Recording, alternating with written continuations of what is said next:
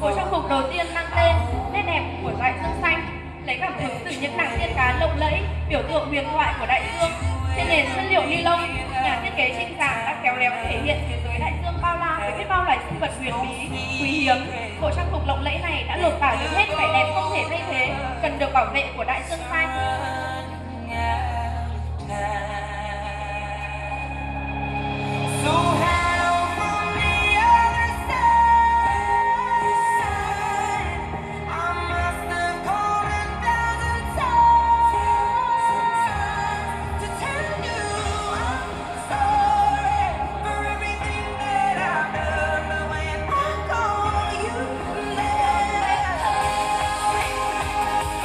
Có những sản vật độc, đắt và lạ trên đại dương của chúng ta đều bị đe dọa.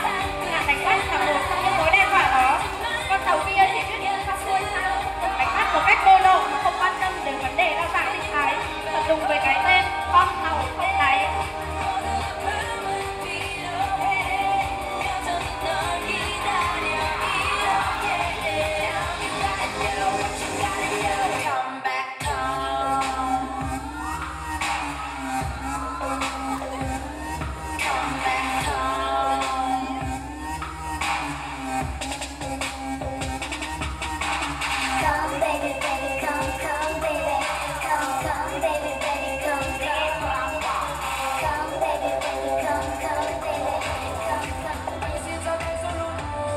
Tiếp đến, nhà thiết kế Trinh Giảng đã lên án thêm một vấn nạn gây ô nhiễm môi trường đại dương, nạn tràn dầu. Bộ trang phục mang đến mang tên Tuyết Loan ác quỷ, để chăm sóc hay các loài sinh vật biển bị ngộ độc bởi dầu. Vẫn tuy mang một ý nghĩa rất sâu sắc, nhưng bộ trang phục này không hề mang đến cảm giác nặng nề và vô cùng manh động, trẻ trung, rất thích hợp cho những chuyến đi chơi trong mùa hè này.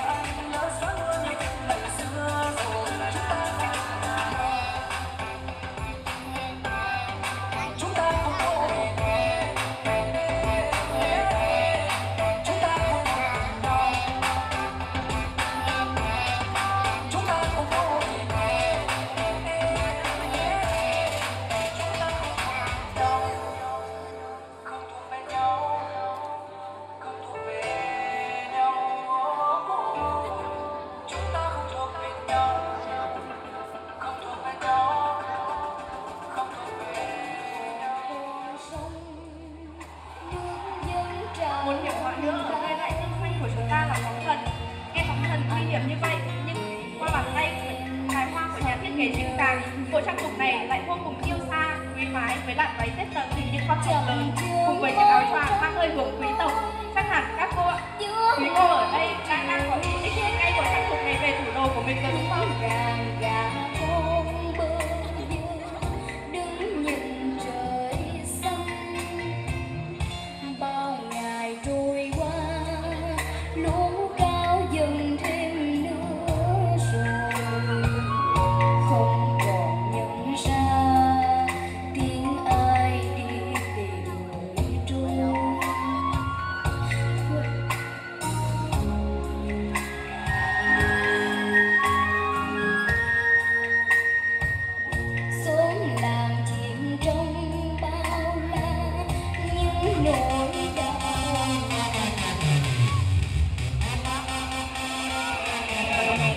Bộ trang phục thứ 5 cũng là bộ trang phục cuối cùng của bộ sưu tập mang tên Hải tặc bóng đêm. Cảm hứng chính của bộ trang phục là từ việc trong một lần đi biển, nhà thiết kế Trinh Giảng không may bị hải tặc bắt giữ. Trên con tàu hải tặc u ám như bóng đêm đó, nhà thiết kế Trinh Giảng đã tình cờ biết được một sự thật kinh hoàng là những tên hải tặc đó không chỉ cướp của cải của những tàu thuyền đi lại trên biển, mà chúng còn khai thác tài nguyên khoáng sản trên biển trái phép. Sau khi được cứu thoát, nhà thiết kế Trinh Giảng đã tạo ra bộ trang phục này với lời nhắn nhủ: đi biển nhớ cẩn thận hải tặc.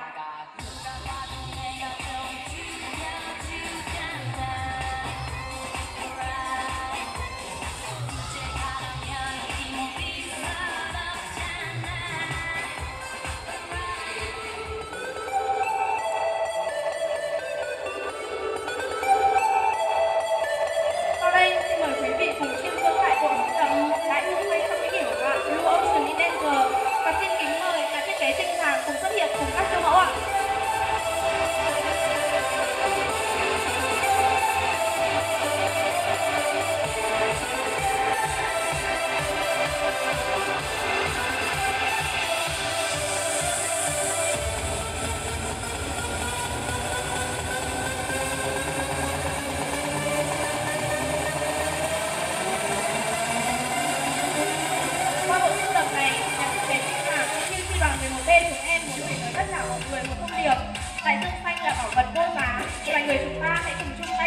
bảo mật cô giáo này đừng vì lợi ích cá nhân mà gây ô nhiễm